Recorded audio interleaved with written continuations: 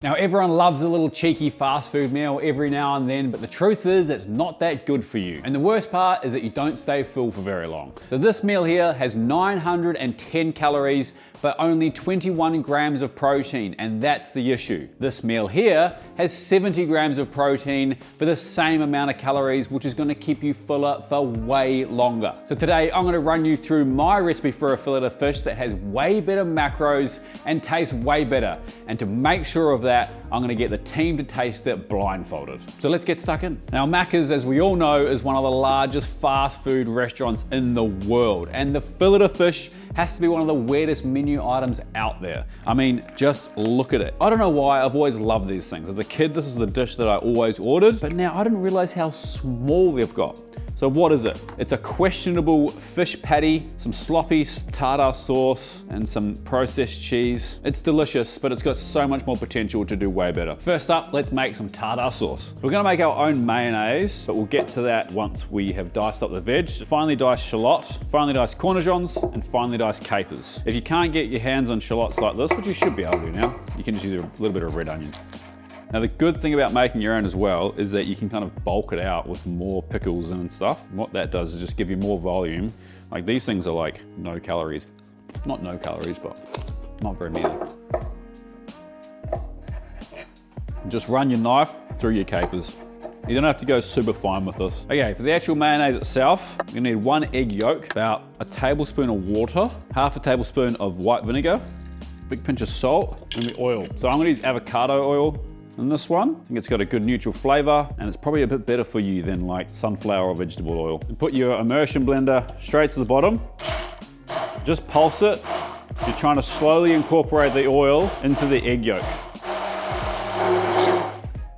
Once that oil has emulsified into your yolk, you're good to go. Pull your stick blender out and add in our shallots, cornichons, and make a mess, and capers. Stir that stuff through, see what it tastes like. Pretty good. A little bit more salt, that's good to go. I'm gonna leave it in the fridge until we're ready to use it. Because it's a fresh egg mayonnaise, so I haven't used a pasteurized egg yolk. It'll only last about 2 days in the fridge, so don't keep it much longer than that. If you do use pasteurized egg yolks, you can keep it much longer. All right, the star of the show, the fish. So we're gonna do a basic crumbing set. We're not using panko, we're just using straight up breadcrumbs, flour, egg, breadcrumbs, and the fish. This here is a white flesh fish called Mahi Mahi. It's delicious. It's on the more expensive side of things. But you want any kind of white flesh fish that has nice big flakes you can use. See how big flakes these are. Okay, so it's a pretty small flake. I wonder what fish they use.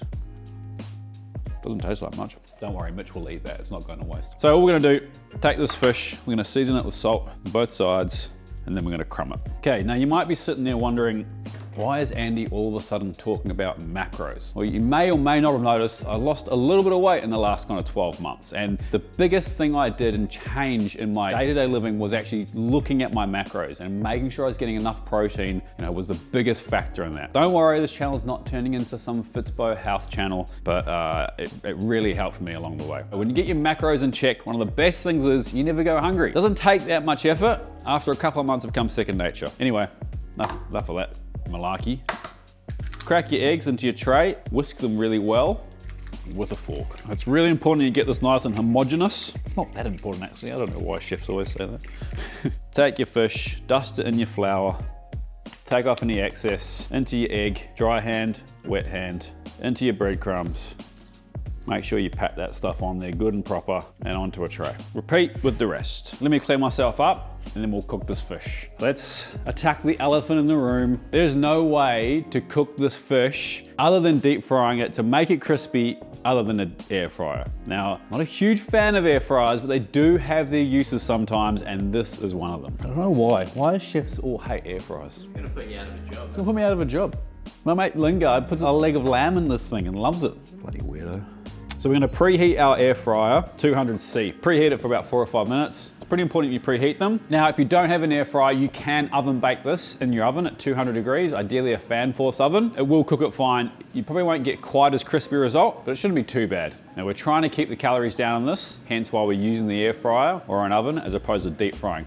The other thing that it avoids is heaps of excess oil. What do I do with the excess oil, the leftover oil? Maybe this is the start of the whole air fryer series. People are just like, I think it's something like 60% of households in Australia have an air fryer now. It's wild. Leave a comment. If you have an air fryer, let me know in the comments. Or subscribe. Subscribe if you have an air fryer. All right, I reckon this is pretty much hot enough. The only other negative thing is we can only really do 2 pieces at a time. I'll do these 2 pieces first. Little spray of oil on the outside. That's what we'll put face down. 1, 2. A little bit more oil. In they go. Come back 5 minutes. All right, it's been just over 5 minutes. Ooh, we're starting to get some good browning. That's impressive. Give those a flip. I reckon a flip. I reckon they're gonna need another good 6 minutes though. Another light spray. Back in. Buns and cheese. You're doing burgers, you gotta toast your buns. In an ideal world, you butter them first, but we've already got enough fats from the sauce, so we're not gonna butter them. We're just gonna toast them lightly in a pan. And then cheese. You want processed cheese for this. You don't want fancy cheese, and ideally you want a low fat one like this stuff because it's got like half the amount of calories. If you're not stressed about the calories of fat, then get the full fat one. Doesn't bother me. Just want to be honest with you, we've got the 910 calories. I want people to be like, he's lying. Okay, go cast iron, which is pretty much hot. We're just trying to get some nice toasty action, nothing crazy. So this bun is a potato bun. It's just one of the ones from the supermarket. It's nothing fancy. They are quite like calorie dense though, buns. I don't think there's a way to find anything lower. I think that's just the nature of it. But carbohydrates are important. I did debate whether to do my own bun recipe for this, and I kind of thought, I'm already trying to convince people not to get fast food and to cook it themselves. Also asking them to make their own buns felt like a stretch. So we just went with the shop bought bun. Cheese on the bottom. That hot bun will help melt it a little bit. We can dress our tops with the mayo. All right, I think we're ready. Oh yeah. That looks so much better. There you go, but it's not up to me. The team need to taste it to get the final verdict. Let's get them in here. All right, you 4. There's 2 quarters of burgers in front of you. Is that mine? Is that yours? I'm actually taking... Wait, take the right. Yeah. Take the right side. Yeah. Have I got the right one? Yeah, you got the right one. Okay. You got the right one. Okay. Go. If you make them messed up, we'll clean it up. Okay, don't say anything. Feel free to eat it if you want, or throw it out, or weird. when you're ready, you can put it down and take the other one. Don't say anything. I'll just ask you what one you want. The light clear. The first one or the second one? Caleb, first or second? First one, for sure. Caleb, first or second? She's still eating the second. The second? Dad's first or second? I don't think there's fish on the second one. So first.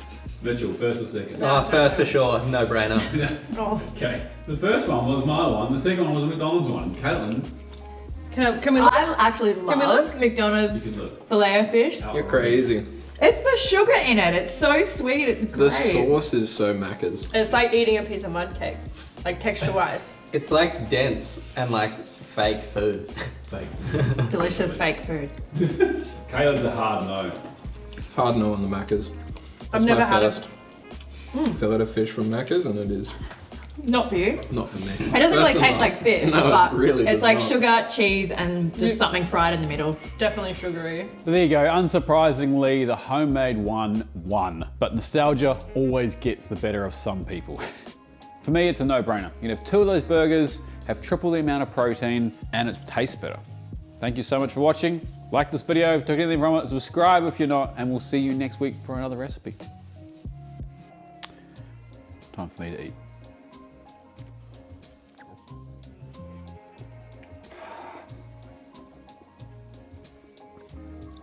I can't believe she chose that one, Buck. It's so much better.